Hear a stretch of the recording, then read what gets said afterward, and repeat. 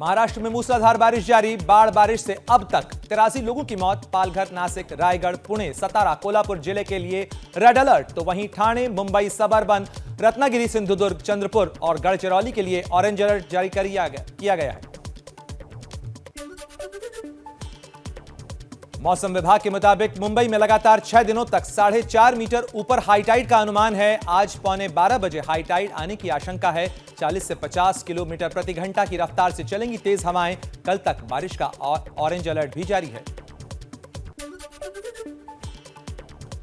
मुंबई में बारिश से बुरा हाल। अंधेरी इलाके में भारी बारिश से सबवे में भरा पानी। अंधेरी सबवे बंद किया गया।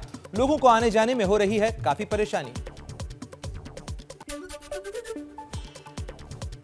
नागपुर में वाड़ी इलाके में नेशनल हाईवे पर एक होटल के बाहर पानी भरा। होटल में आने जाने वाले लोगों को परेशानी से बचाने के लिए पानी में डूबी सड़क पर नाव का सहारा लेना पड़ रहा है।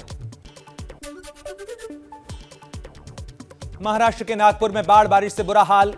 केवलत इलाके में कपिलेश्वर मंदिर के परिसर में बाढ़ के पानी का दिखा रौद्र रूप। तेज उफान के साथ बह रहा है पानी।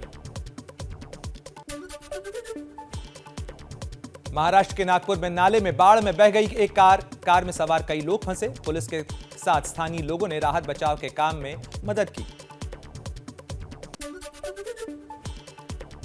महाराष्ट्र के नासिक में भारी बारिश का कहर जारी है। चटकपुर और हरनबारी डैम से पानी छोड़ने के बाद निचले इलाकों में बाढ़ की स्थिति पैदा हो गई है।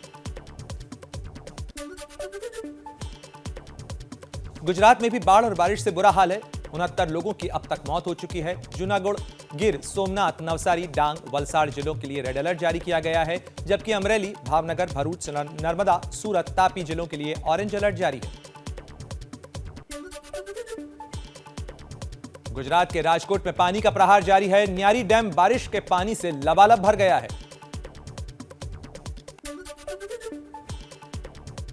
उत्तराखंड के कोटद्वार में 2 घंटे की भारी बारिश ने मचाया कहर। बरसाती नदी के तेज उफान में बह गया एक घर। गांव का संपर्क भी टूटा। कर्नाटक के बेलगावी में घटप्रभा नदी पुल के ऊपर बह रही है। लोग जान जोखिम में डालकर पुल का पार करने को मजबूर हैं। बाढ़ प्रभावित इलाकों का मुख्यमंत्री बसवराज बोम्मई ने दौरा किया।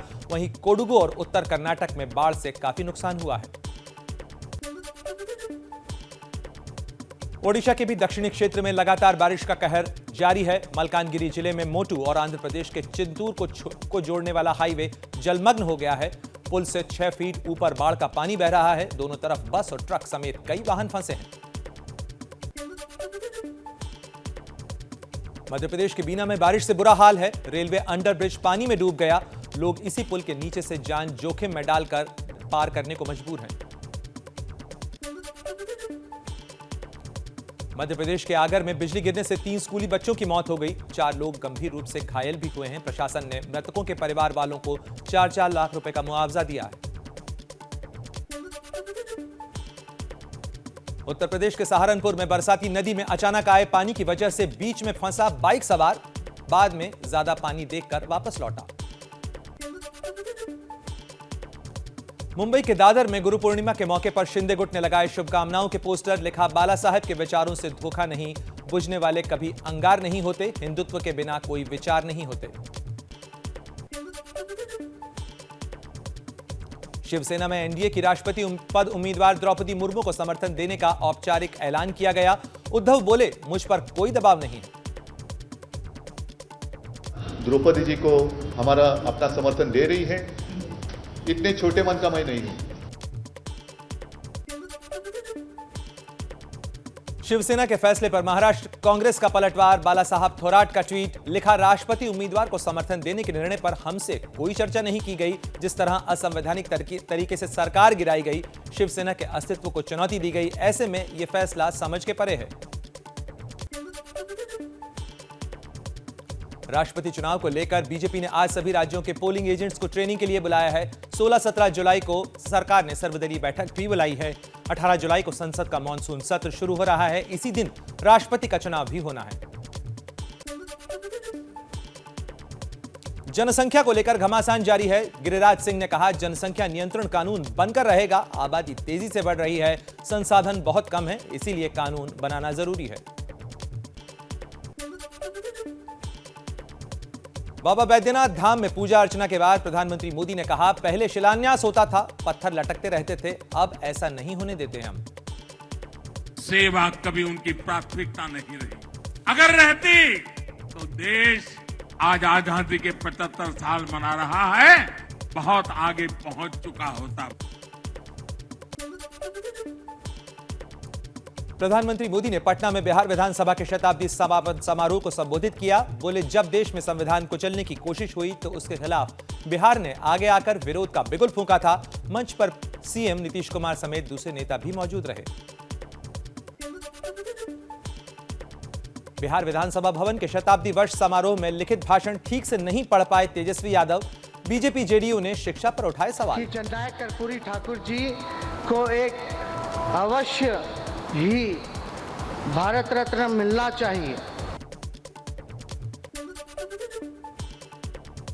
नई संसद में अशोक स्तंभ को लेकर विवाद। विपक्ष ने शेर के आकार में बदलाव को लेकर किया पीएम मोदी पर हमला। बीजेपी का पलटवार। एक तरफ वो शेर और एक तरफ मोदी जी जैसा शेर, तो इनको थोड़ी सी दहशत इस बात की है, दर्द नहीं है, दहशत है।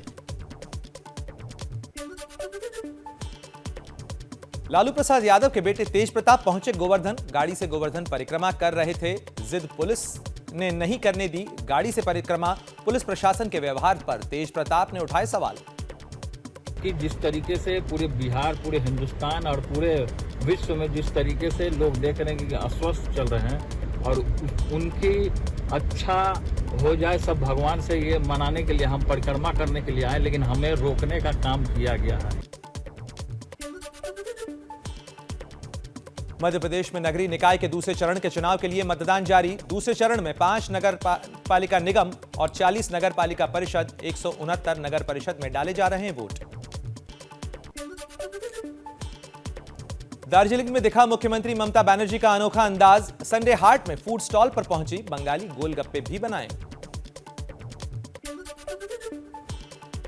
यूपी में बुलडोजर की कार्रवाई पर आज सुप्रीम कोर्ट में सुनवाई। सरकार ने बताया कि कार्रवाई का दंगों से कोई संबंध नहीं। कोर्ट में यूपी के अलावा दिल्ली समेत दूसरे राज्यों की बुलडोजर कार्रवाई को लेकर दाखिल याचिकाओं पर भी सुनवाई होगी। उदयपुर हत्याकांड में एनआईए के राजस्थान में 9 जगहों पर छापे। तलाशी के दौरान मोबाइल, लैपटॉप, सिम कार्ड और दूसरी आपत्तिजनक सामग्री जब्त की गई। अजमेर में लगातार बिगड़ रहे माहौल को देखते हुए जिला प्रशासन ने शहर में सद्भाव रैली निकाली। इस रैली को लेकर दावा किया गया कि बड़ी संख्या में सभी समाज के लोग शामिल होंगे, लेकिन रैली में अल्पसंख्यक समुदाय के अलावा कोई शामिल नहीं हुआ। हिंदू संत और धर्मगुरुओं ने रैली से दूरी बनाई। श्रीनगर के लाल बाजार इलाके में पुलिस चौकी पर हमला। आतंकियों की फायरिंग में एएसआई मुश्ताक अहमद शहीद, 2 पुलिसकर्मी जख्मी हुए। आंध्र प्रदेश के नेल्लोर में अवैध विदेशी शराब की बोतलों पर चला बुलडोजर। 74,000 से ज्यादा बोतलें बुलडोजर ने नष्ट की। विदेशी शराब की कीमत करीब 3 करोड़ 14 लाख से ज्यादा बताई जा रही है। दिल्ली पुलिस ने अशोक प्रधान नीतू दाबोरिया गैंग के शूटर रोहित उर्फ लांबा को गिरफ्तार किया है। नीरज बावनिया गैंग के गुर्गों को मारने की फिराक में था रोहित पर करीब 20 संगीन अपराध के केस दर्ज हैं।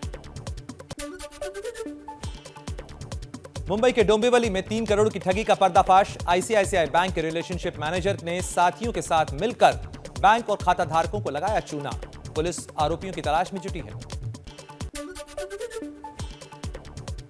बिहार के हाजीपुर में फाइनेंस कर्मी के साथ लूटपाट। बदमाशों ने चलती बाइक के पहिए पर मारी गोली। फाइनेंस कर्मी से लाखों रुपए लूटकर फरार हुए।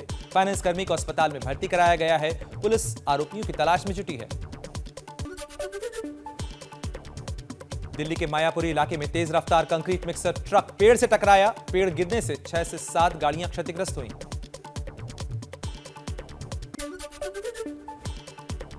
हरियाणा के यमुनानगर में भयानक सड़क हादसा। बाइक और कार आपस में भिड़े। हादसे में 2 लोगों की मौत। यमुनानगर के मॉडल टाउन इलाके में हुआ यह हादसा। देश की बड़ी एयरलाइंस कंपनी इंडिगो ने कर्मचारियों की सैलरी में 8% का इजाफा किया है। कंपनी ने यह फैसला तब लिया जब बड़ी संख्या में कर्मचारी लीव पर चले गए थे। 1 अगस्त से लागू होगी यह वेतन वृद्धि।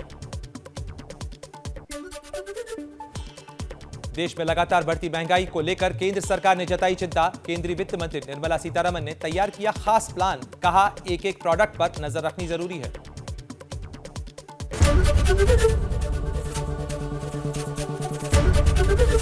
एबीपी न्यूज आपको रखे आगे।